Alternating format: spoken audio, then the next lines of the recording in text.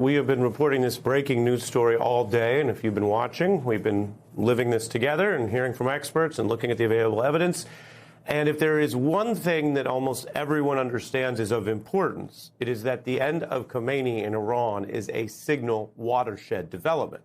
As we've reported, and I'll just reiterate, President Trump has said, as have the Israeli government officials, that they killed Khomeini, that he is dead. Iran has not confirmed that, and we are in the early hours of this reporting. But if Khomeini is now dead, it marks the end of a long-serving leader in the Mideast, partly because of the dictatorship and the lack of democracy, and partly because of sheer resilience, since there are other dictatorships in the region. He is the longest-serving leader in the region.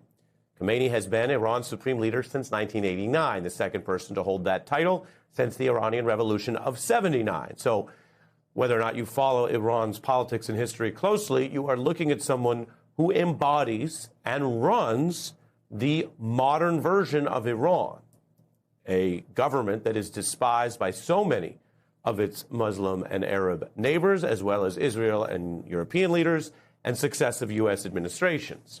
If you want to simplify it, U.S. governments have long debated different ways to deal with this enemy, including more diplomacy under the Obama administration, but everyone has seen him as a dangerous enemy, a state sponsor of terror, and an individual who could not be allowed to go nuclear. Our report right now is going to give a little more context. He served as president of Iran before taking up the current position. He was a figure in that revolution, a Shia Muslim cleric. He was a fierce defender of this Islamic regime and its oppressive tactics, both against its own citizens, democracy activists, women, as well as how it operated abroad. He ordered authorities to use deadly force to quash protests, whether you call them free speech and democracy protests or what he viewed them as, which was disloyal anti-government protests, including the major developments of those protests last month. Estimates are they killed thousands just across that set of incidents. He pushed a hard line against the earlier protests that erupted in 2022. If you go all the way back to the so-called Arab Spring, other countries dealt with those protests differently. Some governments were toppled, not Iran's government under Khomeini. Abroad, his ideology was that the United States and Israel were effectively not legitimate. He was the architect of the so-called Axis of Resistance, which went against those countries, armed groups backed by Iran that helped project his influence throughout the region. And while we can get a little narrow in our country and think only about what the U.S. wants, this was Iran's stance against Israel and the United States, regardless of the democratically elected leaders. In other words, when you had Obama preaching diplomacy or two-state solution advocates running Israel, Khomeini basically kept that hard line. When other countries adjusted, if you want to simplify it, he usually did not. There was Hezbollah in Lebanon, there were the Houthis in Yemen, there were multiple groups in Iraq, Hamas in Gaza. Under Khomeini, Iran cultivated the alliance with Russia, which the Obama administration and other governments viewed as a negative. He also had relations with China, trying to counter what many different power players in the world thought was the danger of a unipolar or U.S.-only influence across the region. Khomeini is 86 years old, or was, if you believe President Trump's assessment that he is now dead. We should note also he hadn't been seen recently in public in Iran in several weeks.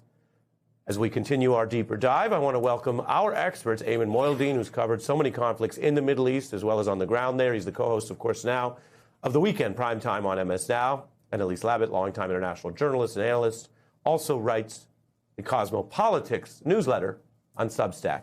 Welcome to you both. Ayman, everything works within the framework we have.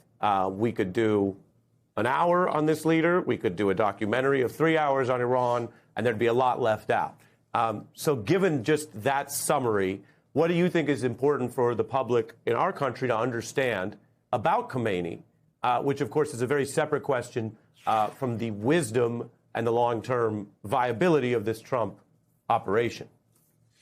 Yeah, I mean, it's a great question. And I think the short answer to that, Ari, is really to what extent did Ayatollah Khamenei, the current leader, the supreme leader of Iran, if he is still alive, planned for this demise, for his demise? And the reason why I say that is so important because you brought up a really important point. The Islamic Republic has been in power. The regime has been in power for 49 years, since 1979, 47 years, And he's been in power for, closer part to 37 of those years. And so as a result of that, he's actually had more of an imprint on the philosophy and the ideology of the regime and the way it operates more than his predecessor, which most Americans probably know, the person who toppled the Shah and brought about the Islamic Republic. So Ayatollah Ali Khamenei, the one that you see on your screen there, really over the last couple of months set in place a succession plan that most of us don't know about. Perhaps a handful of people only know about inside of Iran. And it's not even clear if those people who know about the succession plan themselves are also alive. And the reason why I say that is important is because the Iranian response today that we saw in response to the strikes from the U.S. and Israel could have been a pre-planned response, meaning like irrespective of what happens to Khamenei, whether he has been killed or not, this was always going to be the immediate response. And so what I'm looking at for the next 72 to 96 hours is whether or not that succession plan that he had put in place is executed according to plan, and whether or not we are going to see another wave of Iranian retaliation across the region, perhaps against Israel and other countries, in accordance with a new command and control structure of the Iranian regime. And, Ayman, what can you say about the regional reaction to someone that many states, as I mentioned, would love to be rid of, but they might actually prefer a different path? They might have preferred that he die by natural causes or was ousted by the Iranian people. There are Trump-allied officials who will say, if he is in fact dead, great, the region wants that. And yet it would seem to be a bit more